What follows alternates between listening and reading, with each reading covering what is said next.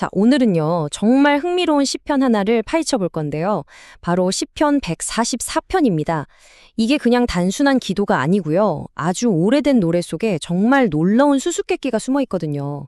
고대 전사의 외침과 평화로운 비전이 어떻게 공존하는지 마치 숨은 그림 찾기 같달까요? 한번 같이 들어가 보시죠.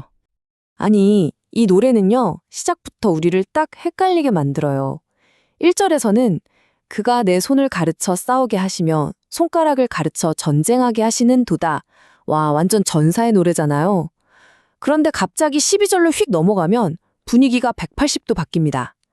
우리 아들들은 어리다가 장성한 나무 같으며 하면서 갑자기 너무나 평화로운 풍경이 펼쳐지는 거예요. 이게 대체 어떻게 된 일일까요? 바로 이 지점에서 궁금증이 폭발하는 거죠. 아니, 전쟁이랑 평화, 이 정반대의 두 이야기가 어떻게 한 노래에 담길 수 있을까요? 이거 혹시 나중에 누가 다른 시 두 개를 실수로 붙여놓은 거 아닐까요? 아니면 우리가 뭔가 엄청난 걸 놓치고 있는 걸까요? 사실 저만 헷갈리는 게 아니었어요.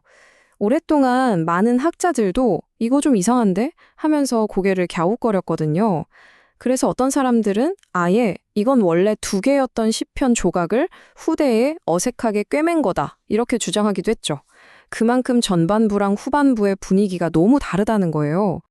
그런데 말이죠. 만약에 이 수수께끼를 푸는 열쇠가 단어 하나하나에 있는 게 아니라 이 시 전체를 떠받치고 있는 어떤 패턴, 어떤 비밀 설계도에 숨겨져 있다면 어떨까요?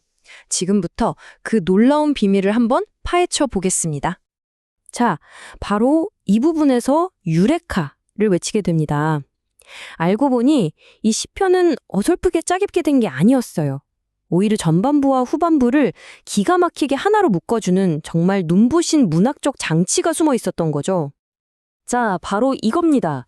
교차 대구 구조라는 건데요. 한번 보세요. 정말 기가 막힙니다. A, B, C로 시작해서 가운데 D를 딱 찍고 다시 C', B', A'으로 돌아와요. 완벽한 대칭, 마치 거울을 보는 것 같죠? 보세요. 전사의 신 하나님 찬양 A가 맨 마지막엔 그 하나님을 믿는 백성의 복 A'으로 이어지고요. 인간이 얼마나 약한지 탄식했던 부분 B는 인간이 누리는 번영과 축복 B'으로 바뀌어요. 그리고 구해주세요 하고 기도했던 부분 C는 그 기도에 대한 응답 C'으로 딱 마무리됩니다. 이게 어떻게 우연이겠어요? 이건 정말 치밀하게 계산된 설계입니다. 그러니까 이 구조가 뭘 말해주고 싶은 걸까요? 핵심은 이겁니다. 전쟁은 과정이고 샬롬, 즉 평화는 목적이라는 거. 다시 말해서 초반에 나오는 그 모든 치열한 싸움은요, 그냥 싸우려고 싸우는 게 아니라는 거예요. 바로 이 후반부의 아름다운 평화를 쟁취하기 위해 반드시 거쳐야만 하는 과정이었다는 거죠. 이 둘은 절대 뗄 수 없는 하나의 이야기였던 겁니다. 자, 이제 큰 그림이 보이니까 마음이 좀 편안해지셨죠? 그럼 이제부터는 더 재미있는 걸 해볼 거예요. 바로 원어인 히브리어 단어들 속에 숨겨진 보물찾기입니다.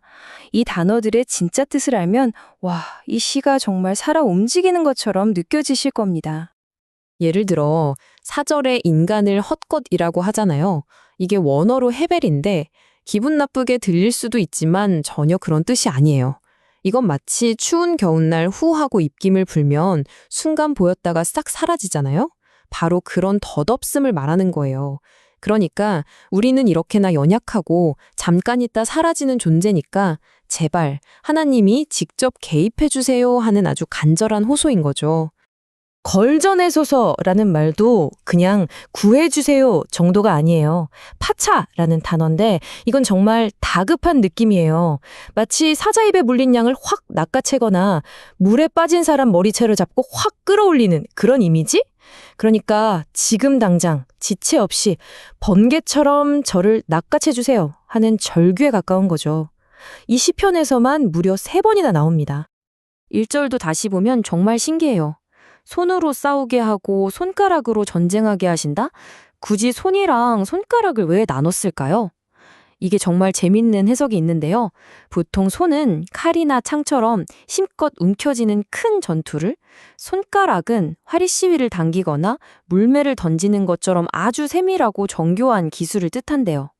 와, 그러니까 인생의 큰 싸움부터 아주 사소하고 디테일한 부분까지 전부 하나님의 훈련 영역이라는 거죠.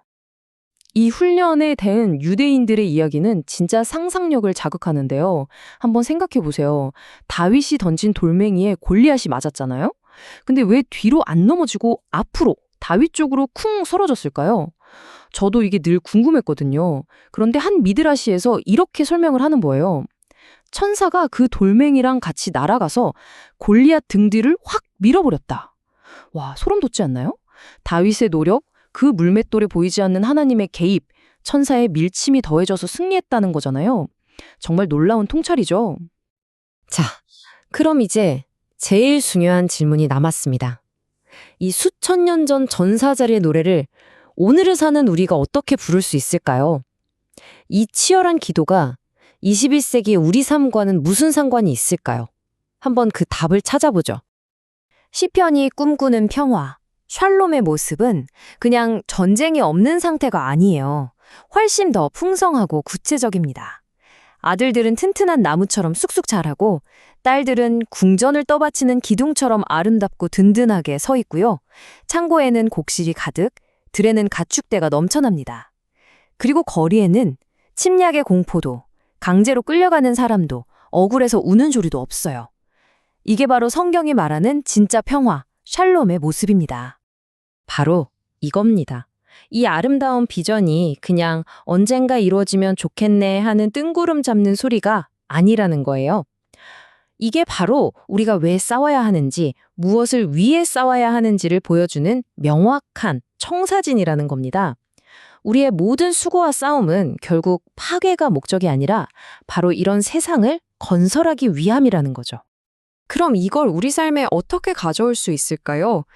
예를 들면 이런 식으로 나만의 6주 여정을 만들어 볼 수도 있겠죠. 시편의 흐름을 따라서요.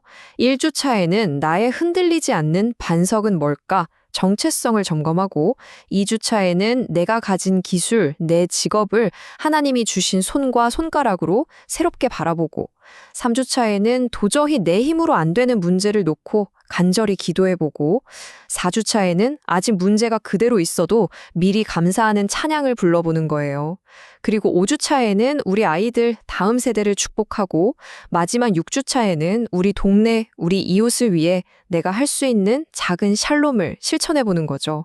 이런 식으로 고대의 시가 오늘의 살아있는 지침이 될 수 있습니다.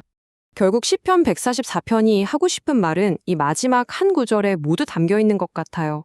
여호와를 자기 하나님으로 삼는 백성은 복이 있도다.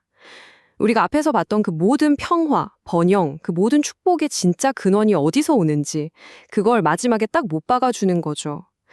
어쩌면 이게 치열한 전사의 얼굴과 평화로운 목자의 얼굴, 그 두 얼굴을 가진 이 노래의 최종 결론이자 오늘 우리에게 던지는 가장 강력한 질문이 아닐까 싶습니다.